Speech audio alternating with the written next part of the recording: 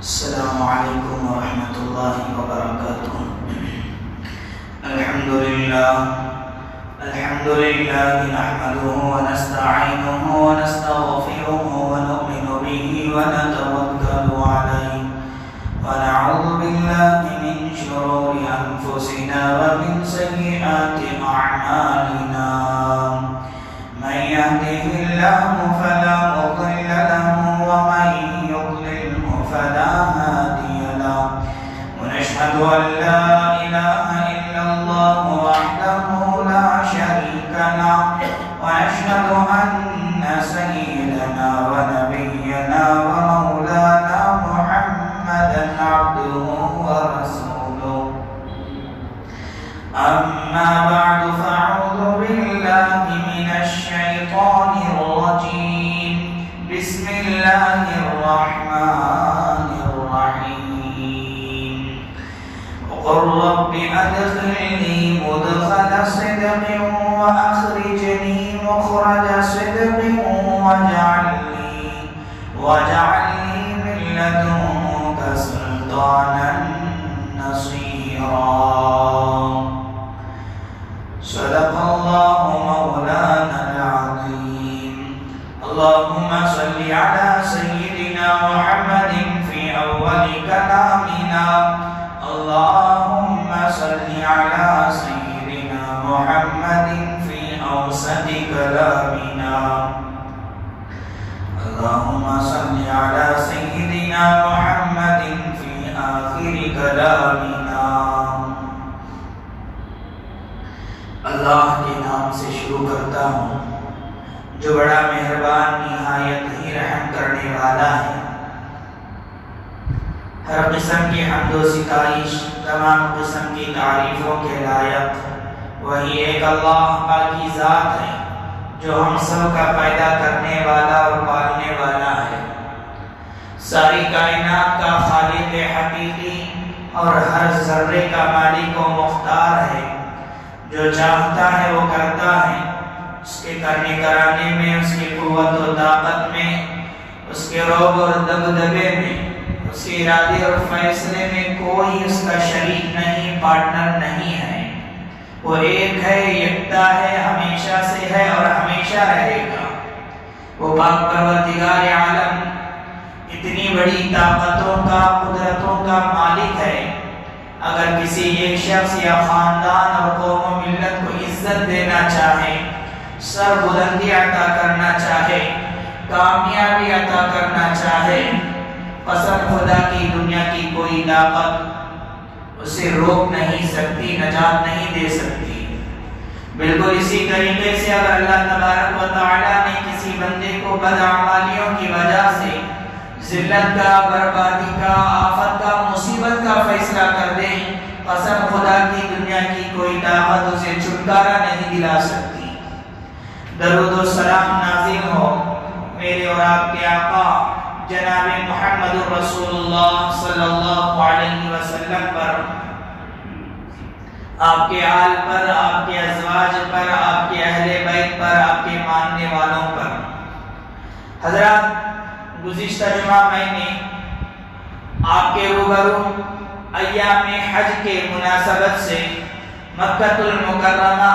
یعنی خانہ کعبہ کی عظمت کے حوالے سے گفتگو کی تھی، خانہ کعبہ کی فضیلت پر روشنی ڈالی تھی۔ اس لیے آج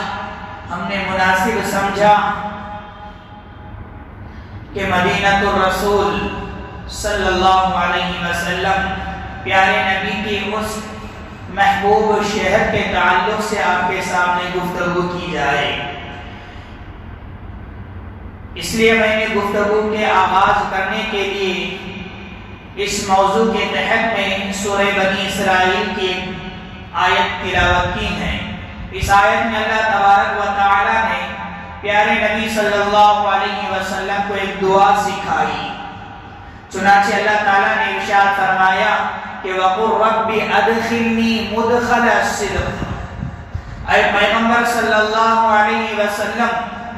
آپ یہ دعا کرتے رہیے، یہ دعا پڑھتے رہیے، أَدْخِلْنِي مُدْخَلَ الصِّدْقِ، پروردگارہ مجھے سچا مقام میں داخل فرما،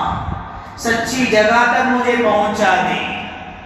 وَأَخْرِجْنِي مُخْرَجَ صِدْقٍ وَاجْعَلْ لِي مِن لَّدُنكَ سُلْطَانًا نَصِيرًا، مجھے سچائی کے ساتھ نکال دے اور اپنی جانب سے مجھے پہنچا دے، اور اپنی جانب سے مجھے ایک ناقابل تسخیر غلبہ عطا فرما۔ حضرات، اس آیت کی تفسیر میں مفسرین کرام کے ایک بڑے طبقے نے یہ کہا ہے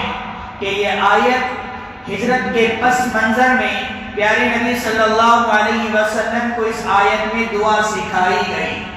کیونکہ ہجرت کا زمانہ قریب آ رہا تھا۔ ہجرت سے پہلے اللہ تبارک و تعالیٰ نے اپنے محبوب پیارے نبی صلی اللہ علیہ وسلم کو ہجرت کی دعا سکھائی۔ اے پیغمبر صلی اللہ علیہ وسلم آپ یہ دعا پڑھتے رہیے گا، یہ دعا کرتے رہیے، اس لیے کہ مدینہ منورہ کو ہجرت کرنا ہے۔ یہاں پر غور طلب بات یہ ہے کہ اللہ تبارک و تعالیٰ نے فرمایا کہ مدخل الصدق، سچے مقام میں پیارے نبی صلی اللہ علیہ وسلم دعا کرتے ہوئے یہی کہہ رہے ہیں کہ اے اللہ مجھے سچے مقام میں داخل فرما، سچی جگہ تک مجھے پہنچا دے۔ لہذا جس جگہ ہجرت ہو رہی ہے یا ہونے والی ہے وہ بہت ہی سچی جگہ ہے، بہت ہی اچھا مقام ہے۔ حضرات، مدینہ المنورہ یہ ایسی جگہ ہے، یہ ایسا شہر ہے، جب مکہ مکرمہ مسلمانوں کے لیے تنگ ہو گئی تھی، اسلام کے لیے تنگ ہو گئی تھی، اس وقت میں اسلام کو جہاں پناہ ملی، اس وقت جہاں مسلمانوں کو جہاں پناہ ملی وہ ہے مدینہ منورہ، وہ ہے مدینہ منورہ۔ مدینہ منورہ کی بہت بڑی فضیلتیں، بہت ہی زیادہ خصوصیتیں کتاب و سنت میں ذکر کی گئی ہیں۔ آج کے خطبے میں میں اپنے محدود وقت میں انہی فضیلتوں اور خصوصیتوں کو آپ کے سامنے رکھنے جا رہا ہوں۔ حضرات، مدینہ المنورہ کی سب سے پہلی فضیلت یہ ہے کہ کسی بھی شے کی فضیلت کو معلوم کرنے کے لیے ایک سب سے بڑی چیز یہ ہے کہ اس جگہ کی بہت سارے ناموں کی کثرت، جیسا کہ مکہ المکرمہ ہے اس کے کئی سارے نام ہیں، بالکل اسی طریقے سے مدینہ المنورہ کے بھی کئی سارے نام ہیں۔ مدینہ منورہ تو ایک مشہور نام ہے، لیکن مدینہ منورہ کا ایک نام طابہ بھی ہے، مدینہ المنورہ کا ایک نام دار الایمان بھی ہے، مدینہ المنورہ کا ایک نام دار الہجرہ بھی ہے، مدینہ المنورہ کا ایک نام الدار بھی ہے۔ کتاب و سنت میں مدینہ منورہ کی بہت سارے نام ذکر کیا گیا ہے، کتاب و سنت میں ہم لوگوں کو اس کا تذکرہ ملتا بھی ہے۔ حضرت، اسی طرح سے مدینے کی دوسری فضیلت یہ وہ شہر ہے جہاں جانے کے بعد اسلام کو عملی طور پر، عالمی طور پر عالمی دعوت کی ایک شکل ملی۔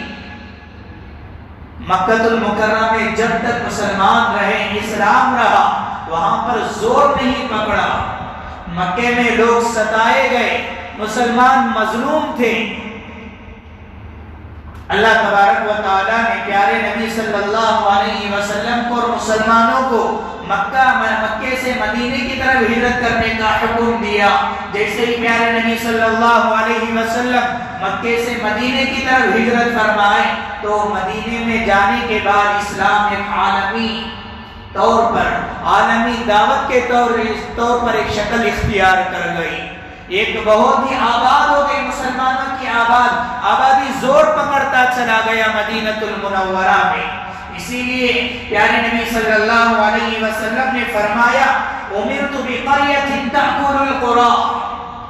یہ مجھے ایک ایسے شہر کی طرف ہجرت کرنے کا حکم ہوا ہے، مجھے ایک ایسے قریے کی طرف ہجرت کرنے کا حکم دیا گیا ہے، وہ شہر کے سارے شہروں کو کھا جائے گی، وہ شہر کے سارے شہروں کو کھا جائے گی۔ آپ کو معلوم ہوگا کہ پیارے نبی صلی اللہ علیہ وسلم جب مکے سے مدینے کی طرف ہجرت کر گئے، مدینے میں جانے کے بعد جب جہاد کا حکم دیا گیا، جنگ کرنے کا حکم دیا گیا، صحابہ کرام رضوان اللہ علیہم اجمعین مدینے سے قافلے در قافلے دنیا کے کونے کونے چپے چپے میں جا کر اللہ تبارک و تعالیٰ کے کلمے کو بلند کر دیا۔ اس کا مطلب یہی ہے کہ ایسے شہر کی طرف مجھے ہجرت کرنے کا حکم دیا گیا ہے، وہ شہر سارے شہروں کو کھا جائے گا۔ پیارے نبی صلی اللہ علیہ وسلم نے مدینے کے مستقبل کے حوالے سے یہ پیشین گوئی فرمائی کہ مدینہ دوسرے شہروں کو کھا جانے کا مطلب یہ ہے کہ یہاں سے صحابہ دوسرے ملک میں جائیں گے، دوسرے ملک کو فتح کریں گے، یہاں سے ملک شام بھی فتح ہوگا، یہاں سے ملک فارس بھی فتح ہوگا، یہاں سے یمن بھی فتح ہوگا۔ لہذا پیارے نبی صلی اللہ علیہ وسلم نے پیشین گوئی فرمائی امرت بقریۃ تأکل القرى، اللہ تبارک و تعالیٰ نے مجھے ایسے شہر کی طرف ہجرت کرنے کا حکم دیا گیا جو شہر کے سارے شہروں کو کھا جائے گا، سارے شہروں کو نگل جائے گا۔ اس کا مطلب یہی ہے صحابہ کرام رضوان اللہ علیہم اجمعین مدینے سے نکلے، دوسرے ملک جا کر فتح کیے۔ شہر مدینہ کا ایک خصوصیت یہ بھی ہے کہ جس طرح مکہ مکرمہ جب تک مکہ مکرمہ فتح نہیں ہوا تھا، جب تک مکہ مکرمہ مسلمانوں کے ہاتھ میں نہیں آیا تھا، اس وقت تک مدینہ منورہ کی ہجرت فرض عین تھا، مدینہ کی ہجرت کرنا لازم اور ضروری تھی، کسی مسلمان کو مکے میں رہنے کی اجازت نہیں تھی۔ اگر کوئی مسلمان ہجرت کا حکم ہونے کے بعد اگر مکے میں رہنا چاہتا ہے تو اسے مکے میں رہنے کی اجازت نہیں تھی۔ اللہ تبارک و تعالیٰ نے قرآن مجید میں فرمایا ان الذین توفاهم الملائکۃ ظالمی انفسهم قالوا فیما کنتم قالوا كنا مستضعفین فی الارض قالوا الم تکن ارض اللہ واسعۃ فتہاجروا فیها فاولئک مأواهم جہنم وساءت مصیرا۔ اللہ تبارک و تعالیٰ نے جب مکے میں اسلام کو زمین تنگ ہو گئی، مسلمانوں کے لیے مکے میں زمین تنگ ہو گئی تھی، اس وقت میں اللہ تبارک و تعالیٰ نے مسلمانوں کو مدینہ ہجرت کرنے کا حکم دیا۔ اب لہذا ہجرت کرنے والوں میں 3 جماعتیں تھیں۔ ایک وہ جماعت جن کے پاس بہت زیادہ مال و دولت تھی، جن کے پاس بہت زیادہ مال و دولت، وہ اپنے مال و دولت کو چھوڑ کر مدینہ ہجرت کرنا ان پر بہت ہی زیادہ گراں گزر رہا تھا، اس لیے وہ مدینہ منورہ ہجرت نہیں کیے۔ اور دوسری جماعت یہ ہے کہ ڈر اور خوف تھا کہ کہیں ہم مکے چھوڑ کر مدینے کی طرف ہجرت کریں تو ہو سکتا ہے کہ لوگ راستے میں ہم لوگوں کو ختم کر دیں، قتل کر دیں، ہمیں مار ڈالیں۔ یہ خوف کی وجہ سے وہ لوگ بھی ہجرت نہیں کیے۔ یہ وہ جماعت تھی جو بہت ہی مجبور، لاچار، غلاموں کی شکل میں، لونڈیوں کی شکل میں تھی۔ یہ تیسری جماعت تو اور بات ہے کیونکہ مجبور تھی، لیکن یہ جو پہلی 2 جماعت ہیں جو مال و دولت رکھنے والے اور یہ ڈر اور خوف رکھنے والے،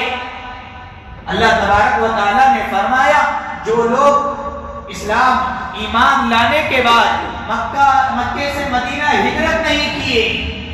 فَأُولَئِكَ مَأْوَاهُمْ جَهَنَّمُ وَسَاءَتْ مَصِيرًا، کبیرہ گناہوں میں سے ایک گناہ ہے۔ جب یہ آیت نازل ہوئی اور فتح مکہ کے بعد یہ فرضیت منسوخ کر دی گئی، فتح مکہ کے بعد مدینے کی طرف ہجرت کرنا یہ منسوخ ہو گیا، لہذا اس دور میں مدینہ منورہ کی ایک فضیلت یہ بھی کہلاتی تھی، ایک خصوصیت یہ بھی ہے کہ مکہ مکرمہ جب تک مسلمانوں کے ہاتھ میں نہیں آیا، جب تک مکہ مکرمہ فتح نہیں ہوا، اس وقت مدینے کی ہجرت کرنا لازمی تھی، فرض عین تھا۔ اور اسی طرح سے حضرات مدینہ منورہ کی ایک فضیلت یہ بھی ہے، جس طرح مکہ مکرمہ سرزمین حرم کہلاتا ہے، بالکل اسی طرح مدینہ منورہ بھی سرزمین حرم کہلائے گا۔ جس طرح مکہ مکرمہ میں فتنہ و فساد کرنا منع تھا، جس طرح مکہ مکرمہ میں قتل و غارت گیری کرنا منع تھا، جس طرح مکہ مکرمہ میں خوریزی کرنا منع تھا، جس طرح مکہ مکرمہ میں دوسروں کو تکلیف دینا منع تھا، جس طرح مکہ مکرمہ میں وہاں کے پیڑ پودوں کو نکالنا منع تھا، بالکل اسی طرح سے مدینہ منورہ بھی سرزمین حرم کہلائے گی۔ وہاں پر بھی فتنہ و فساد پھیلانا منع ہے، وہاں پہ قتل و غارت گیری کرنا منع ہے، وہاں پہ جنگ کرنا منع ہے، وہاں بھی لوگوں کو تکلیف دینا منع ہے۔ لہذا جس طرح مکہ المکرمہ سرزمین حرم کہلاتا ہے، بالکل اسی طرح مدینہ منورہ بھی سرزمین حرم کہلائے گا۔ ہاں، مکہ مکرمہ جو سرزمین حرم کہلاتا ہے، مکہ مکرمہ کے کئی مقامات ایسے ہیں جہاں حج کے ارکان ہوتے ہیں، لیکن مدینہ منورہ میں ایسے مقامات نہیں ہیں جہاں عبادت کرتے ہوں۔ احکام کے اعتبار سے مدینہ منورہ سرزمین حرم نہیں، بلکہ مکہ المکرمہ احکام کے طور سے بھی سرزمین حرم ہے، لیکن مدینہ منورہ احکام کے اعتبار سے سرزمین حرم نہیں ہے۔ اسی لیے پیارے نبی صلی اللہ علیہ وسلم نے خاص طور پر شہر مدینہ کے حق میں دعائیں کی ہیں، خاص طور پر مدینہ المنورہ کے حق میں دعائیں کی ہیں۔ جب ہجرت کر کے پیارے نبی صلی اللہ علیہ وسلم مدینہ آ گئے اور ساتھ میں پیچھے صحابہ اکرام رضوان اللہ علیہ مجمعین کا جمع غفیر بھی ہجرت کر گئے، لیکن ہجرت کرنے کے بعد صحابہ اکرام رضوان اللہ علیہ مجمعین کو مدینہ آنے کے بعد طبیعت سازگار نہیں تھی، وہاں کا موسم انہیں سیٹ نہیں ہوا، وہاں کا کلائمیٹ سیٹ نہیں ہوا، بیمار ہو گئے۔ صحابہ اکرام رضوان اللہ علیہ مجمعین کے درمیان میں وبائی امراض پھیل گئی۔ صحابہ اکرام رضوان اللہ علیہ مجمعین کو اپنا محبوب وطن مکہ المکرمہ یاد آنے لگی، اپنا وطن اصلی یاد آنے لگا۔ پیارے نبی صلی اللہ علیہ وسلم نے اس وقت میں مدینے کے حق میں دعا فرمائی، اللہم حبب الینا المدینہ کحبنا مکہ۔ اے اللہ، جس طرح تو نے ہمارے دلوں میں مکہ مکرمہ کی محبت ڈالی ہے، بالکل اسی طریقے سے اے اللہ مدینہ منورہ کی محبت بھی ہمارے دلوں کے اندر ڈال دے۔ پیارے نبی صلی اللہ علیہ وسلم نے اس شہر مدینہ کے حق میں خاص طور پر دعائیں کی ہیں، اللہم حبب الینا المدینہ کحبنا مکہ۔ اسی لیے ہم لوگوں کو بھی چاہیے کہ مدینے کی محبت ہمارے دلوں کے اندر ہونا چاہیے، جس طرح مکے کی محبت ہر مسلمان کے دل میں ہوتا ہے، بالکل اسی طریقے سے مدینہ منورہ کی محبت بھی ہمارے دلوں کے اندر ہونا چاہیے۔ حضرات، اسی طرح پیارے نبی صلی اللہ علیہ وسلم نے اس شہر کے ذرے ذرے میں برکت کی دعائیں فرمائی ہیں، ذرے ذرے میں پیارے نبی صلی اللہ علیہ وسلم نے یہاں کے ذرے ذرے میں برکت کی دعائیں فرمائیں، اللہم بارک لنا فی مدینتنا، اللہم بارک لنا فی صاعنا، اللہم بارک لنا فی مدنا۔ اے اللہ مدینہ شہر میں برکتیں عطا فرما، اے اللہ مدینے کے صاع میں برکت عطا فرما، اے اللہ مدینے کے مد میں برکتیں عطا فرما۔ صاع اور مد اس زمانے کا ایک پیمانہ تھا، جس طرح آج کے دور میں گاؤں اور قریے میں جس طرح غلے کو ناپا جاتا ہے، شیر کی شکل میں ہوتا ہے، اس زمانے میں سا ہوتا تھا، اس زمانے میں مد ہوتا تھا۔ پیارے نبی صلی اللہ علیہ وسلم نے شہر مدینہ کے ذرے ذرے میں برکتوں کی دعائیں فرمائی ہیں۔ پیارے نبی صلی اللہ علیہ وسلم نے مدینے کے مستقبل کے حوالے سے ارشاد فرمایا، جب دنیا بھر میں فتنہ اور فساد پھیل جائے گا، جب دنیا بھر میں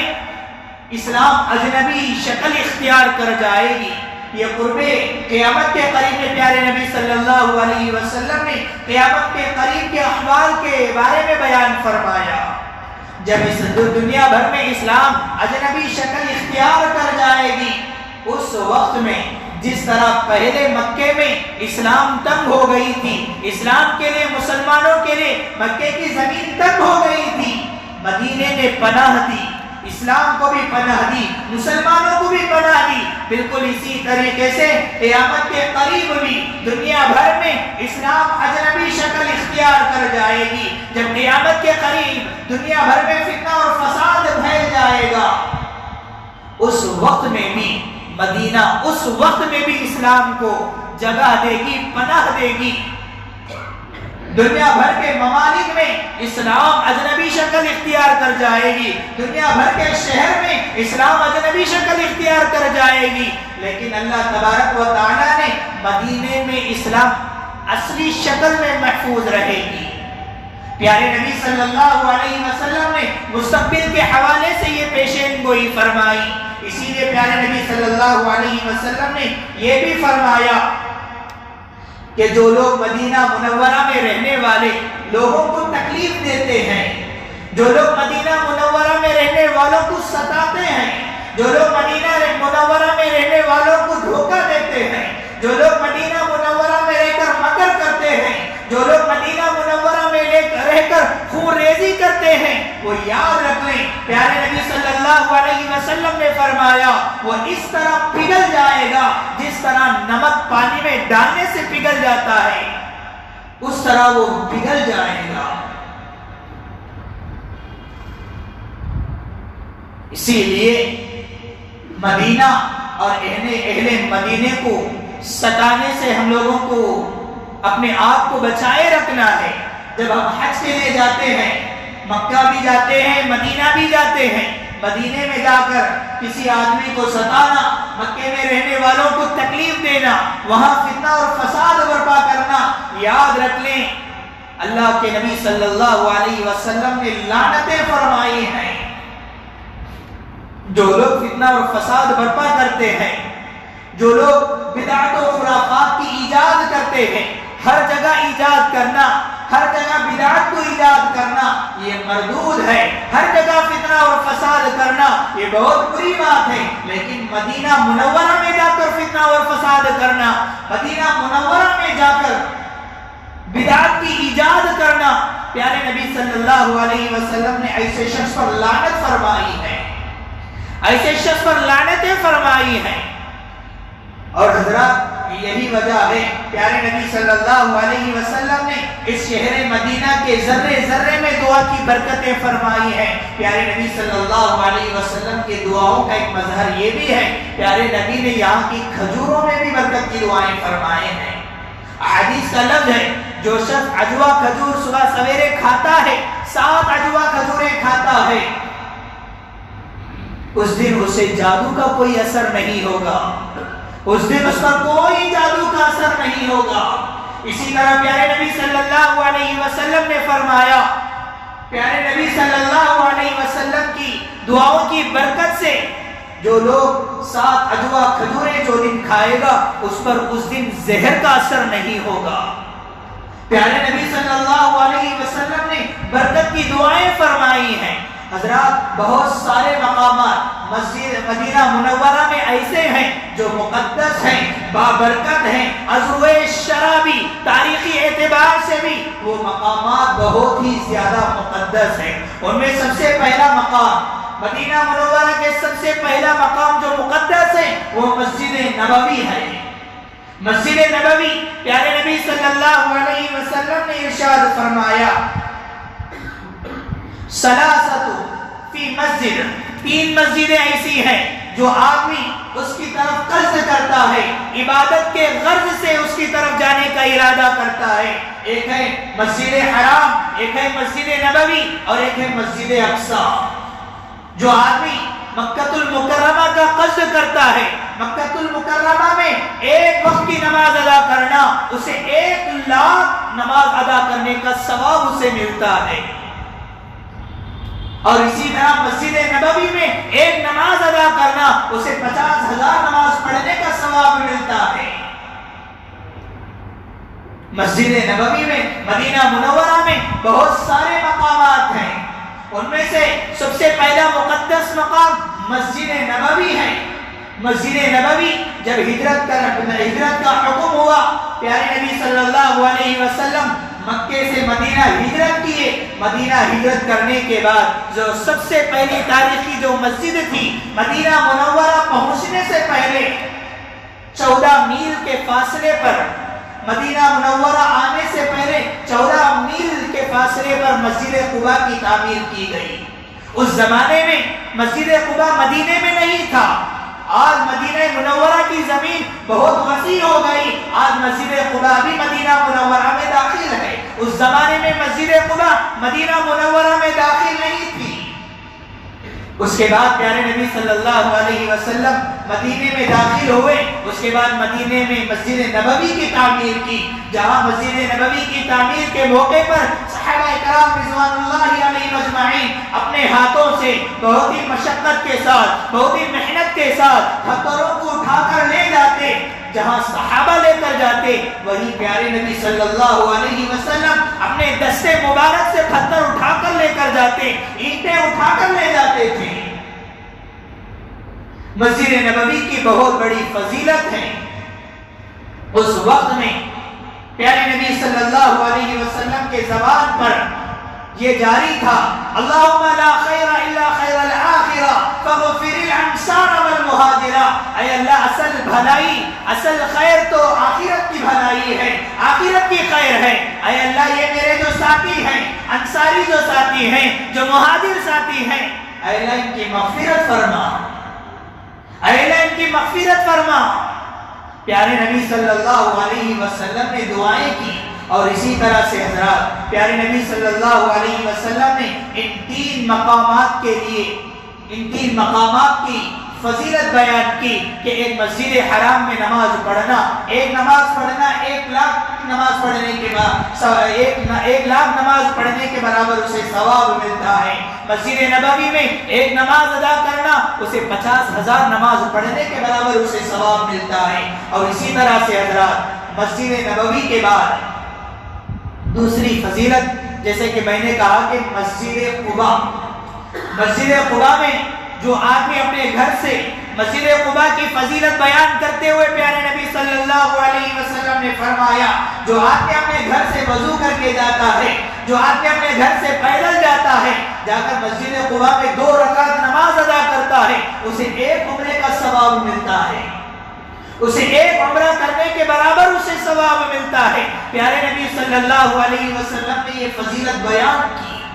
और इसी तरह से हज़रात, मदीना मुनव्वरा में वो जो बहुत सारे मकामात हैं, मुक़द्दस मकामात हैं, मुक़द्दस जगह हैं, बाबरकत मकामात हैं। उनमें से एक मकाम ये भी है कि रियाजुल जन्ना, रियाजुल जन्ना, प्यारे नबी सल्लल्लाहु अलैहि वसल्लम ने फरमाया, मा बैना मिंबरी रौज़तुम मिन रियाजिल जन्ना, मेरे घर और मिंबर के दरमियान में जो हिस्सा है वो जन्नत की कियारियों में से एक कियारी है। प्यारे नबी सल्लल्लाहु अलैहि वसल्लम ने फरमाया, मा बैना बैती व मिंबरी रौज़तुम मिन रियाजिल जन्ना, मेरे घर और मिंबर के दरमियान में जो हिस्सा है वो जन्नत का हिस्सा, जन्नत का एक हिस्सा है। बाद मुफस्सिरीन ने कहा कि वो एक जन्नत का हिस्सा है। और इसी तरह से हज़रात, आज की सऊदी हुकूमत ने रियाजुल जन्ना के निशानात के लिए वहां पर सब्ज कालीन लगाए हुए हैं, यह सब्ज लाइटें लगाई गई हैं। اور اسی طرح سے حضرات مدینہ منورہ کے جو بہت سارے مقدس مقامات ہیں ان میں سے ایک احد پہاڑ بھی ہے۔ احد پہاڑ، پیارے نبی صلی اللہ علیہ وسلم نے ارشاد فرمایا احد مجھ سے محبت کرتا ہے، میں احد سے محبت کرتا ہوں۔ پیارے نبی صلی اللہ علیہ وسلم جب غزوات میں جاتے تھے، سفروں میں جاتے تھے، جب واپس لوٹتے تو سب سے پہلے مدینے کی جو چیز نظر آتی تھی وہ احد پہاڑ کی جو چوٹی ہے وہ نظر آتی تھی۔ جیسے ہی پیارے نبی صلی اللہ علیہ وسلم کی نظر احد پہاڑ کی چوٹی پر پڑتی تو پیارے نبی صلی اللہ علیہ وسلم سواری کو ایڑ لگاتے، یعنی تیز کرتے۔ اور اسی طرح مدینہ المنورہ کے مقامات میں سے جو مقدس مقامات ہیں ان میں سے ایک بقیع قبرستان بھی ہے، اور اسی طرح احد کے شہداء کے مقبرے بھی ہیں۔ اور اسی طرح سے حضرات مدینہ منورہ کے جو بہت سارے مقامات ہیں ان میں سے ایک خوش نصیب ہیں وہ لوگ جن کو مدینے میں موت آ جائے۔ خوش نصیب ہے وہ لوگ جن کو مدینے میں موت آ جائے۔ پیارے نبی صلی اللہ علیہ وسلم نے خوشخبری دی ہے جو آدمی مدینے میں انتقال کرے گا، مدینے کی تکلیف کو برداشت کرے گا، وہاں کی مشقتوں کو برداشت کرے گا، پیارے نبی صلی اللہ علیہ وسلم نے فرمایا کل روز قیامت میں اسے دگنا شفاعت کروں گا، دگنی سفارش کروں گا۔ اسی لیے حضرت عمر فاروق رضی اللہ عنہ کے بارے میں آتا ہے، حضرت عمر فاروق رضی اللہ عنہ ہمیشہ سے یہ دعا کرتے تھے کہ اے اللہ مجھے شہادت والی موت نصیب فرما، شہادت کے ساتھ ساتھ مجھے مدینے میں موت نصیب فرما۔ مدینہ منورہ، مدینہ المنورہ کی بہت زیادہ خصوصیتیں ہیں، فضیلتیں ہیں، اسی لیے ہم لوگوں کو چاہیے کہ جب بھی ہم حج کے لیے جائیں گے، جہاں مکہ مکرمہ کے لیے ہم جاتے ہیں وہاں کی زیارت کرتے ہیں،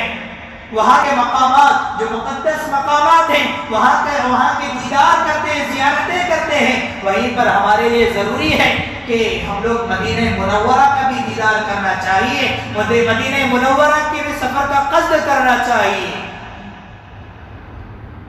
بے وفا ہے وہ شخص جو مکے تک جائے اور مدینہ منورہ کو نہ جائے،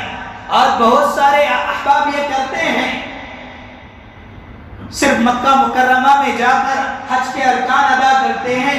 حج کے ارکان ادا کر کے فوراً واپس گھر لوٹ جاتے ہیں اپنی مصروفیت کی وجہ سے، اپنی مشغولیت کی وجہ سے۔ یہ بے وفائی کی بہت بڑا ایک دروازہ ہے۔ مکے تک جائیں اور پیارے نبی صلی اللہ علیہ وسلم کے روضے پر حاضری نہ دیں۔ سب سے بڑا سب سے مقدس اگر کوئی مقام ہے مسجد نبوی کے بعد وہ پیارے نبی صلی اللہ علیہ وسلم کا روضہ اقدس بھی ہے۔ پیارے نبی صلی اللہ علیہ وسلم جہاں آرام کر رہے ہیں، پیارے نبی صلی اللہ علیہ وسلم جہاں اپنے دو ساتھیوں کے ساتھ جو دو صحابہ کے ساتھ آرام کر رہے ہیں، وہ بھی بہت ہی مقدس جگہ ہے۔ حضرت اور بھی کتاب و سنت میں بہت ساری فضیلتیں، بہت زیادہ خصوصیتیں مدینہ منورہ کی تذکرہ ہوا ہے۔ انشاءاللہ موقع کے لحاظ سے میں آپ حضرات کے سامنے عرض کروں گا، دعائے رب العالمین سے اللہ تبارک و تعالی ہم تمام کو مدینہ منورہ کی زیارت نصیب فرمائیں، پیارے نبی صلی اللہ علیہ وسلم کے روضہ اقدس کے سامنے کھڑے ہو کر ہر امتی کے لیے درود و سلام کا نذرانہ پیش کرنے کی سعادت نصیب فرمائیں۔ آمین و آخر دعوانا الحمدللہ رب العالمین۔